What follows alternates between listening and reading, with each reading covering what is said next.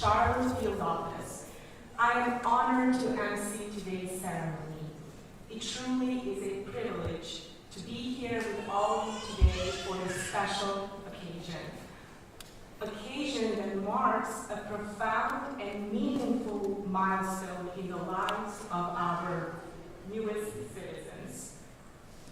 First, I want to extend a warm welcome to our applicants, their family members, and friends who are gathered here to celebrate this important moment. Today is not just about completing a lengthy application process.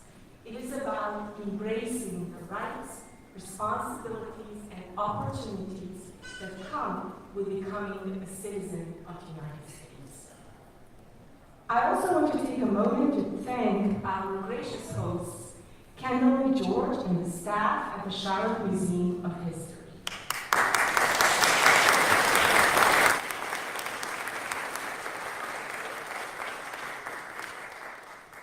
Your dedication and effort in organizing this event is deeply appreciated. We are honored to have two distinguished guest speakers with us today, Terry White and Dr. Tina Schul. We appreciate you both for taking the time to be here and for sharing in this celebration as we recognize the incredible journey of our new citizens. Once again, welcome and congratulations to our soon-to-be new citizens.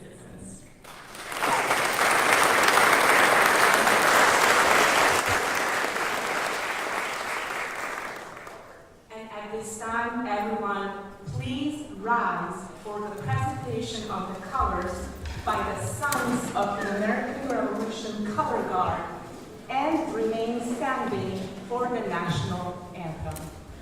Color Guard, attention! Shoulder, firelock. Shoulder, and carry colors. Forward, march!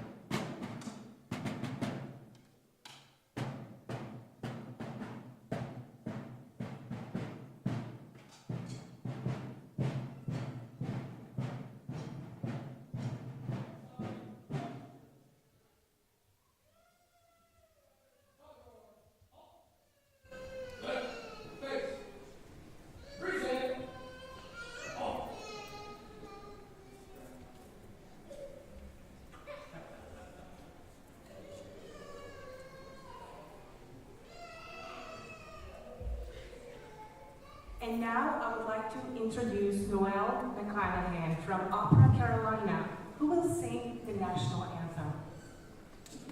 Color Guard, present colors.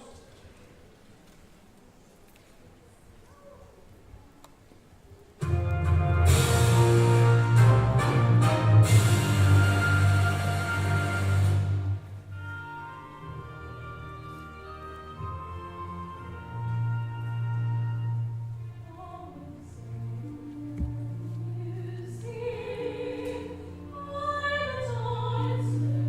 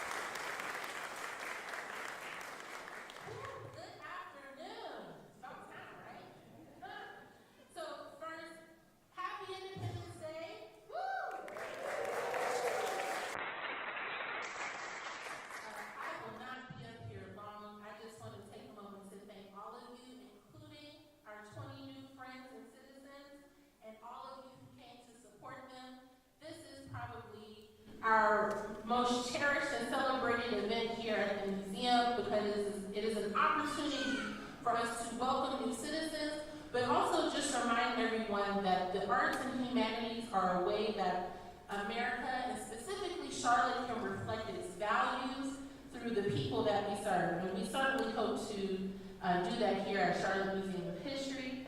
I will not go on a spiel of all the cool things we have going on. This is my little friend right here. She's adorable. But I do want to acknowledge that we are grateful you're here. We hope it will not be the last time you come through these doors. We truly do have amazing exhibits and programs with more on the way. But I do want to take a moment to acknowledge, first, we have State Senator Joyce Waddell.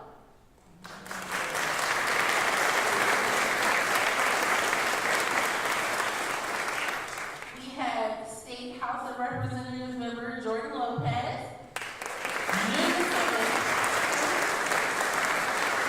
Are there any other elected officials present who I have not acknowledged? Don't be shy. We voted for you. Okay. That said, I also want to acknowledge all of my Board of Trustees members and former members. Give everyone a wave. Don't be shy. They are truly the ones that help fuel the vision that is keeping the museum moving forward. Again, Charlotte Museum of History is the oldest history museum in the city of Charlotte. We take care of the oldest home in Mecklenburg County, the 1774 Rock House, that was built for and used by a Scotch-Irish immigrant in the late 18th century. So immigration has been a part of Charlotte's story before Charlotte was Charlotte. So once again, we thank all of you for coming. Don't make me have to find you to come visit us again. And please enjoy the rest of your day. Congratulations, and have a wonderful 4th.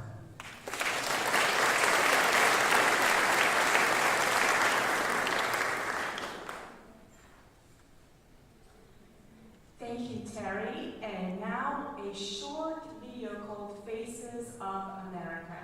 This video celebrates the long history of naturalization ceremonies and the diversity of your fellow Americans that have naturalized before you.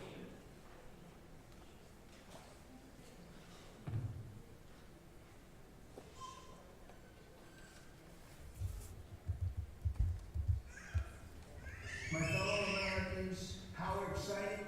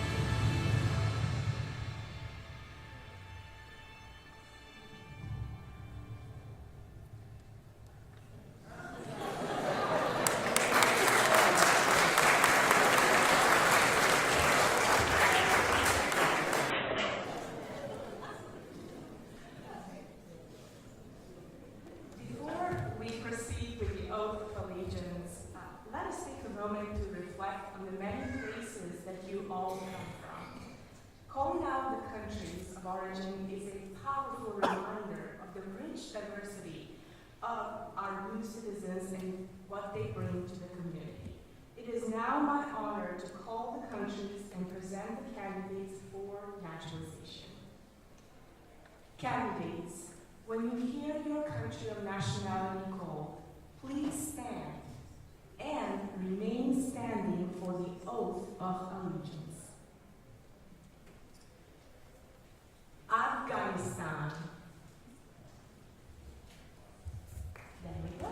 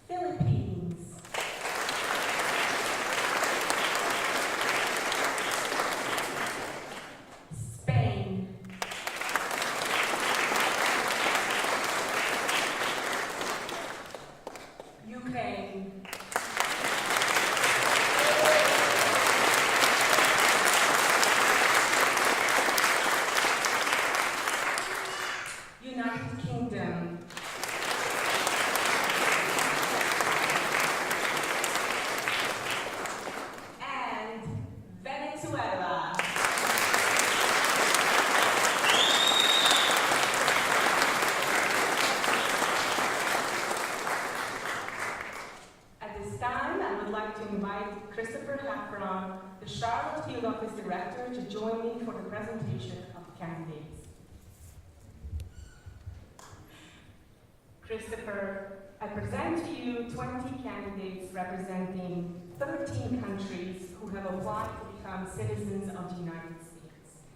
Each of the candidates has been interviewed by an officer of the U.S. Citizenship and Immigration Services, and unless exempted by the law, has demonstrated the ability to read, write, and speak words in the English language. Each has demonstrated his or her knowledge and understanding of the history, principles, and form of government of the United States. Christopher, I recommend that these candidates be administered the oath of allegiance, thereby admitting them to United States citizenship.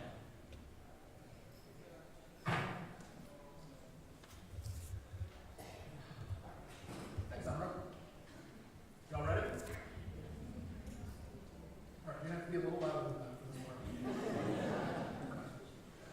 Candidates for naturalization, it is my privilege to administer your oath of allegiance. Please raise your right hands and repeat after me. I hereby declare on oath that I absolutely and entirely renounce and abjure all allegiance and fidelity to any foreign prince, potentate, state or sovereignty, of whom or which I have heretofore been a subject or a citizen, that I will support and defend the Constitution and laws of the United States of America against all enemies, foreign and domestic, that I will bear true faith and allegiance to the same, that I will bear arms on behalf of the United States when required by the law, that I will perform non-combatant service in the armed forces of the United States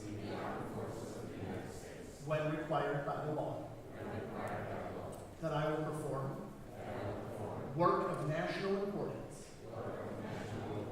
under civilian direction when required by the law, and that I take this obligation freely without any mental reservation or purpose of evasion. So help me God. You are now our 20 newest United States citizens.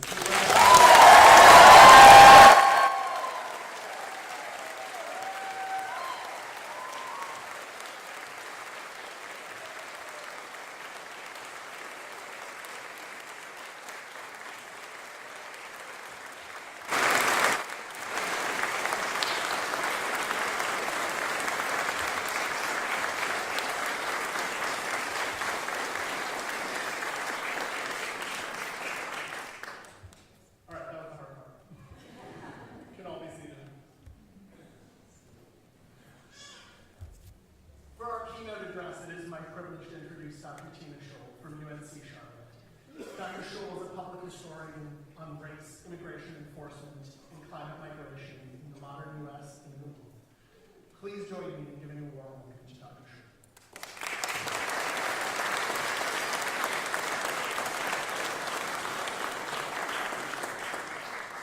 Thank you so much. Congratulations.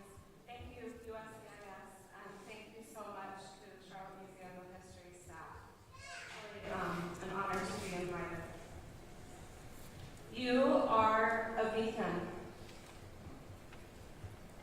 It's really an honor to be invited to speak today and to be one of the first to have the opportunity to congratulate you. You are our neighbors, my neighbors as new U.S. citizens, today on the 4th of July, a special day celebrating the birth of our country and our national freedom.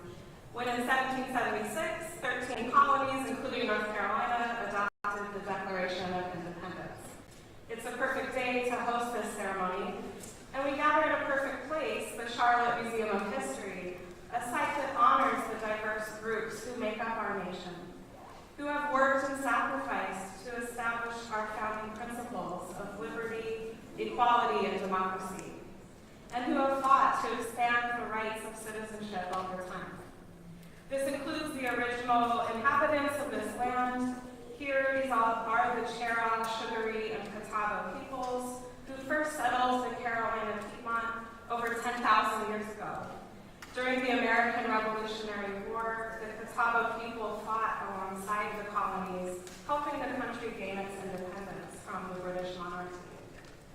The MacDeck 250 exhibit, currently on display here at the museum, commemorates Charlotte's contributions to the American Revolution, and during which the oldest historic house in our country, the 1774 Alexander Rock House, was built here, and its original owner, Hezekiah Alexander, a descendant of Irish immigrants, contributed to North Carolina's participation in being, quote, first in freedom by publishing the Mecklenburg Resolves in 1775, which was a whole year before the signing of the Declaration of Independence in Philadelphia. The Declaration of Independence, one of our nation's founding documents, contains the famous words, quote, "We hold these truths to be self-evident, that all men are created equal, that they are endowed by the Creator with certain unalienable rights, that among these are life, liberty, and the pursuit of happiness." It also states that governments are created by men and that they only derive their power from the consent of the governed. This forms the core principle of democracy, which to function requires plurality and participation. The Declaration of Independence is often referred to as a beacon, an important symbol of our shared values and of the nation itself. I want to pause and emphasize the importance of the word beacon. Its official definition is that it's a fire. It's a source of light, something that's elevated or set up in a high position. It can serve as a signal, a source of inspiration. It might also be a radio or a sound signal that helps guide the position of a ship that may go off course and help keep it safe and on track. The Declaration signers and our nation's founders envisioned the new country they were establishing as a welcoming land, a safe haven for those seeking freedom. Historian Stephen Pincus at Yale University points out that the Declaration of Independence is a pro-immigrant document. For example, it denounced King George III of England for limiting trade and trying to, quote, prevent the population of these states by refusing to pass laws to encourage migrations hither. In other words, maintaining diversity through immigration will continue to strengthen this country. James Madison, often called the father of the U.S. Constitution, called the United States an asylum. And our first president, George Washington, argued that our country should be, quote, open to receive not only the opulent or the rich and respectable, but also the oppressed and persecuted of all nations. These founding principles and the Declaration of Independence remain as a beacon of light. However, at first, and for much of our nation's history, the equal rights of citizenship did not extend to everyone, notably Native Americans and African Americans who were enslaved. On the 4th of July in 1852, a formerly enslaved African American named Frederick Douglass gave a passionate speech in Rochester, New York. It was titled, "What to the Slave is the 4th of July." Considered one of the greatest writers, speakers, and civil rights leaders of the 1800s or in U.S. history, Douglass was speaking for the abolitionist cause to end slavery. Douglass lived a remarkable life, from slavery to freedom, and then obtaining U.S. citizenship and into a life of service to this country. During the Civil War, Douglass visited the White House to consult with President Abraham Lincoln, who signed the Emancipation Proclamation, ending slavery and leading to the 14th Amendment, which grants all U.S. citizens equal protection under the laws, and the 15th Amendment, which granted Black men the right to vote. As a U.S. citizen, Douglass served as a U.S. statesman and diplomat abroad. In an 1869 speech, he argued for immigration at a time when the country was considering laws to restrict it. He said, quote, "The voice of civilization speaks an unmistakable language against the isolation of families, nations, and races, and pleads for composite nationality as essential to her triumphs." The idea of composite nationality is that a racially and religiously diverse nation that embraces liberty and equality for all human beings is a stronger, wealthier nation than one that embraces conformity. Perhaps most symbolic of the immigrant story and these ideals of composite nationality is the Statue of Liberty. On the 4th of July in 1884, U.S. President Grover Cleveland accepted the gift of the statue from France, an important ally to the United States during the Revolution. Congress authorized the statue and said it should be maintained, quote, as a beacon, and, quote, a monument of art and the continued goodwill of the great nation which aided us in our struggle for freedom. Around the same time, in the late 1800s, when rates of immigration to the United States were at their highest, 4th of July celebrations in cities across the country were led mostly by immigrant groups because of what the democratic ideals inscribed in the Declaration of Independence meant to many of them who were fleeing war, discrimination, and conditions of poverty.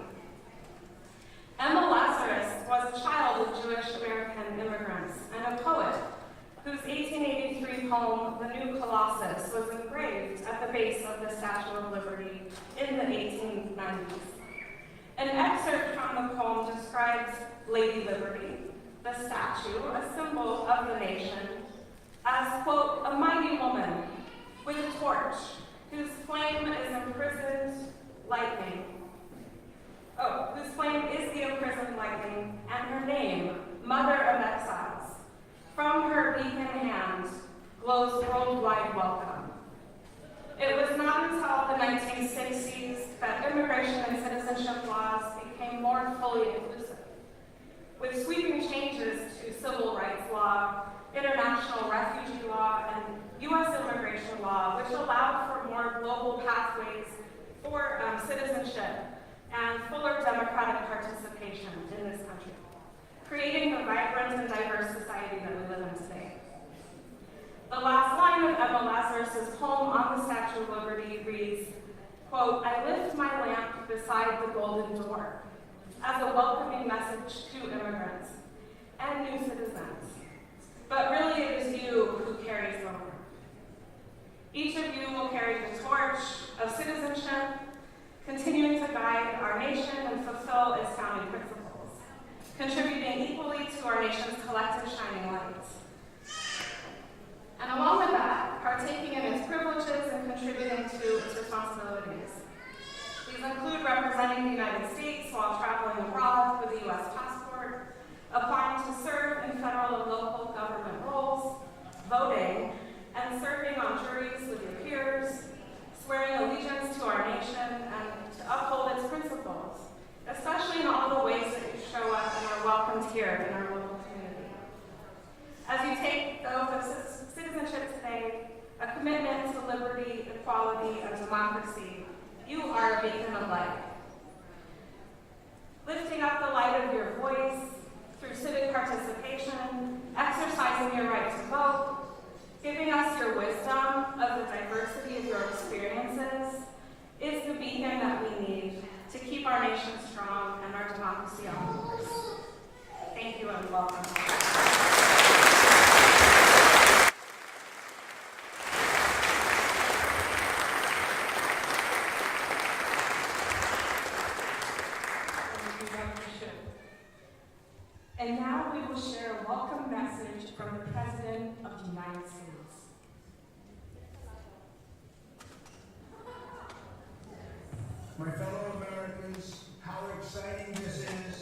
Congratulations. Today you receive one of the most priceless gifts ever granted by human hands. You become a citizen of the United States of America. What an honor. It is with great pride and wisdom in so many different ways, because you have such great wisdom, that I welcome you into our national family. No matter where you come from, you now share a home and a heritage with some of the most exceptional heroes, legends, and patriots to ever walk the face of the earth. All of the triumphs and glories of American history now belong to you. You have it in your being. You have it like nobody's had it before. With this sacred honor comes the highest responsibility. As you know, the American way of life is unique in all the world, and as Americans, we must fiercely guard it and defend it. In this country, we believe in hard work and merit system and equality of opportunity. We believe in self-government and the fair and equal and impartial rule of law. And we cherish our liberty and our God-given rights to free speech, free exercise of religion, and the right to keep and bear arms. This special American culture is now yours to preserve. Your freedoms are now yours to protect. Our entire nation is now yours to love and to help build, and we trust that you will do a fantastic job and make us very, very proud. Congratulations once again. God bless you, and God bless America.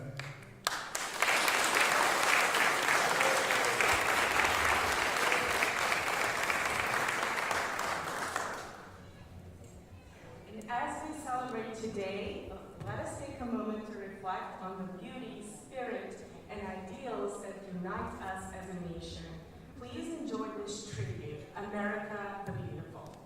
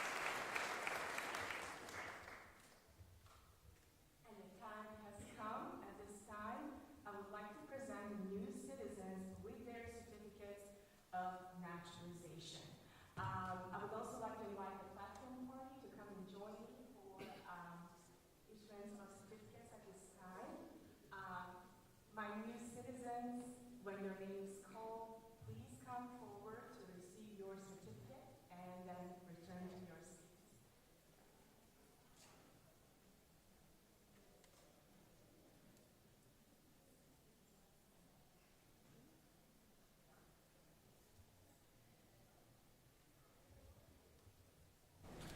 All right, first one. Michael Adolf.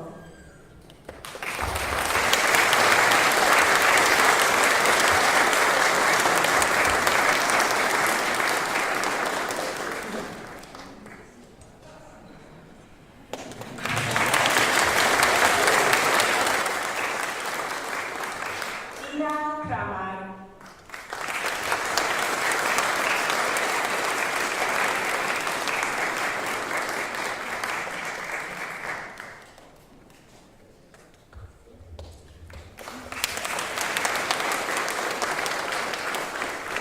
Tracy Jane Shaw.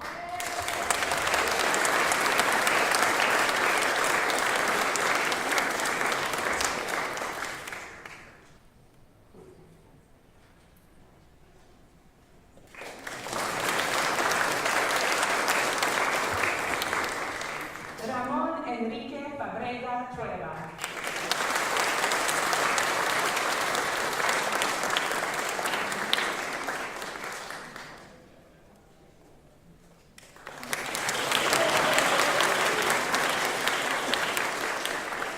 Rajiv Kumar Paul.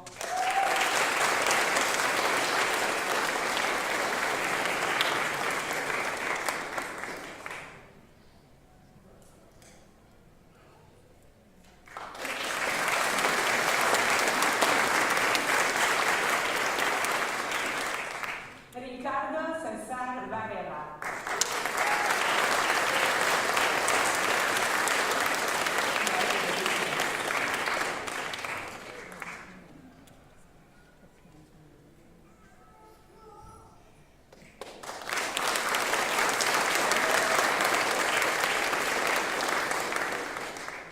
Sai Abhishek Orugan.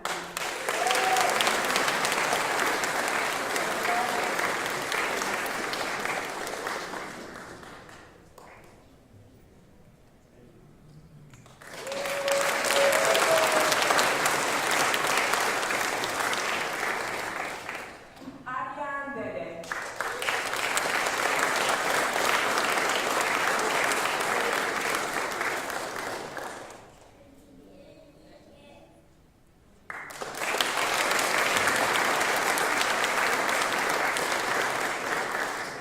María Luisa Abreu Lina.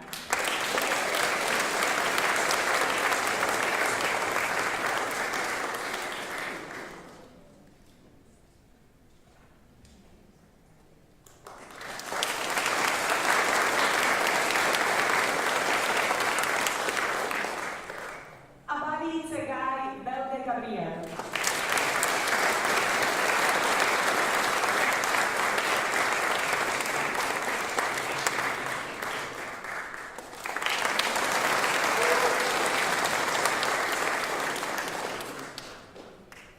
Anastasia Lobachevska.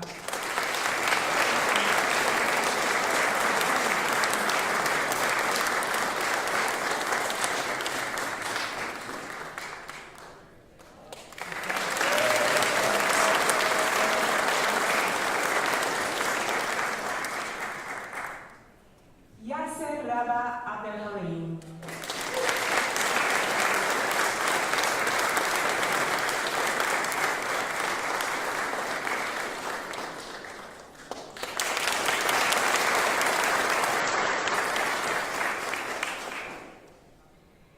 Jessica Miriam Robles Macias.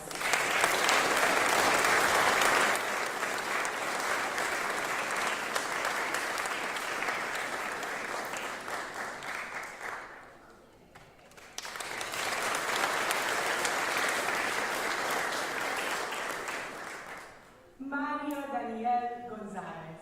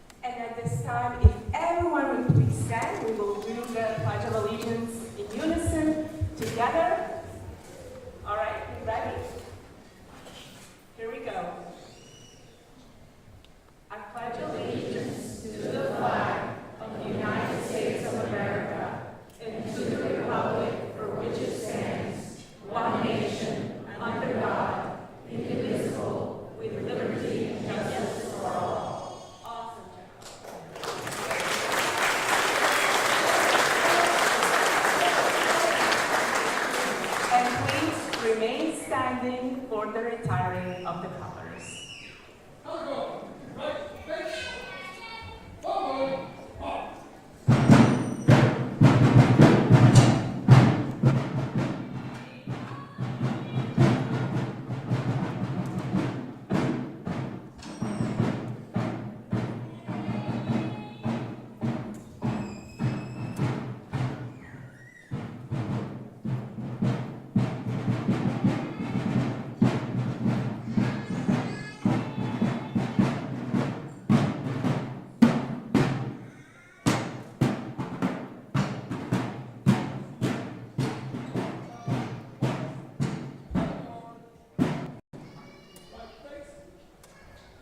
And you may be seated.